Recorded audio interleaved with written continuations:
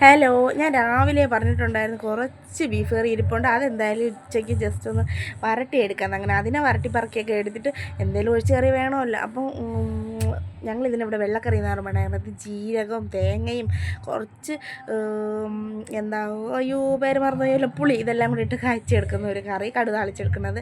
എന്നിട്ട് ഗ്യാസും ഇതെല്ലാം ബീഫിൻ്റെ ഇത് തെറിച്ചിട്ടുണ്ടായിരുന്നു. അവിടെയൊക്കെ തുടച്ച് വൃത്തിയാക്കിയിട്ട് ഋതാനെ കുളിപ്പിച്ചുകൊണ്ട് വന്ന് ഒഴിക്കൊണ്ട് നിന്നപ്പോഴത്തേക്കും ഫോൺ എടുത്ത് എൻ്റെ നെറ്റിയിൽ ഒരൊറ്റ എറി, എൻ്റെ കിളിയും കിളിക്കൂടും കൂടെ പറന്നു പോയി. എനിക്ക് ആ വേദന ഇപ്പോഴും മാറിയിട്ടില്ല. അവസാനം ഞാൻ വഴക്ക് പറഞ്ഞ് ഇറങ്ങിപ്പോയിട്ട് എന്നെ സോപ്പിടാൻ വേണ്ടി കതവ് അടച്ചൊക്കെ തിരിച്ച് കയറി വന്നേക്കുവാണ്. ഞാൻ മിണ്ടിയില്ല. അതുകൊണ്ട് ഞാൻ പോയി കുളിക്കാൻ പോയി. കുളിച്ച് വന്നപ്പോഴത്തേക്കും ഉമ്മ പറഞ്ഞു, എന്തായാലും ചോറ് കഴിക്കാൻ പോവുകയില്ലേ, നീ ഒരു കാര്യം ചെയ്യ്, ചായയും കൂടെ എന്നിട്ട് ചോറും ചായയും കൂടെ ഒരുമിച്ച് കഴിയും, അത് കൊള്ളാമല്ലോ, നല്ല ഐഡിയ അല്ലേ.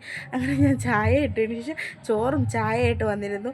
കഴിച്ചു. കൂട്ടത്തിൽ എൻ്റെ നെല്ലിക്കയും കൂടെ ഉണ്ടായിരുന്നു. ഞാൻ സാധാരണ ഈ നെല്ലിക്ക ഉപ്പിലിട്ട് ഇങ്ങനെ കിടക്കുന്ന മുളകൊന്നും എടുക്കാറില്ല. ഇന്നൊരു കൗതുകത്തിന് വേണ്ടിയിട്ട് എടുത്തു. അപ്പോൾ കൊള്ളാം, സംഭവം നല്ല ഉപ്പൊക്കെ പിടിച്ച് എരിയെന്ന് പറയുന്ന സാധനമേ ഇല്ല. അങ്ങനെ അതൊക്കെ കൂട്ടി ചോറ് കഴിച്ചിട്ട് എനിക്ക് ആരനാട് പോകാനുണ്ടായിരുന്നു. അങ്ങനെ ഞാൻ ആരനാട് പോയി. എനിക്ക് 28-ാം തീയതി ഒരു കല്യാണമുണ്ട്. കല്യാണത്തിന് ഇടാൻ വേണ്ടിയിട്ടുള്ള ബ്ലൗസിൻ്റെ തുണി ഇന്നെടുത്ത് ഞാൻ തയ്ക്കാൻ കൊണ്ട് കൊടുക്കാൻ പോകുന്നതാണ്. ആ ചേച്ചി നാളെ തരുമോ ഇല്ലയെന്ന് പോലും എനിക്കറിയത്തില്ല. ഇതെൻ്റെ കല്യാണ ബ്ലൗസാണ്. അപ്പം ഇതായിട്ട് മാച്ച് ചെയ്യുന്ന രീതിയിൽ ഞാനൊരു തുണി എടുത്ത് അവിടെ കൊടുത്തപ്പോൾ ഭാഗ്യം ആ ചേച്ചി എനിക്ക് നാളെ വൈകുന്നേരം തരാമെന്ന് പറഞ്ഞിട്ടുണ്ട്. അങ്ങനെ തിരിച്ചു പറഞ്ഞ വഴി ഞങ്ങൾ ചേച്ചിയുടെ കടയിൽ കയറി ഐസ്ക്രീമും കേക്കും ഓറഞ്ചൊക്കെ മേടിച്ച്, ഓറഞ്ചും അതിന് കൊടുത്തതാണ് റംസാനക്ക് വേണ്ടിയിട്ട്.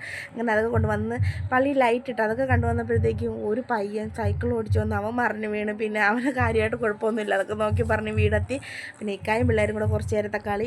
അത് കഴിഞ്ഞ് രണ്ടാൾക്ക് ഐസ്ക്രീമൊക്കെ കൊടുത്ത് ഒരിടത്ത് എത്തിയപ്പം അവർ സെറ്റ്. പിന്നെ അത് കഴിഞ്ഞ് കട്ടൻ ചായയൊക്കെ ഇട്ട് ഞാനും ഇക്കടമ്മയും വാപ്പായും ഇക്കായും എല്ലാവരും കൂടെ ഇരുന്ന് കഴിക്കാൻ വേണ്ടിയിട്ട് തുടങ്ങി.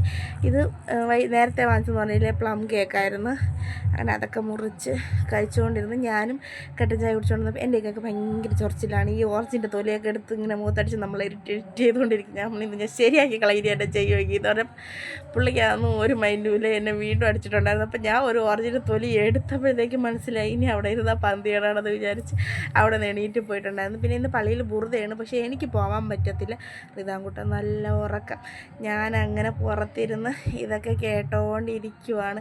വലിയ ആവശ്യത്തിൽ വീട്ടിൽ നിന്ന് വന്നതേ ഇത് കേൾക്കാൻ പോകാൻ വേണ്ടിയിട്ടാണ്, പക്ഷേ പറ്റിയില്ല. അങ്ങനെ ഞാൻ ഇവിടെ ഇരിപ്പുണ്ട്.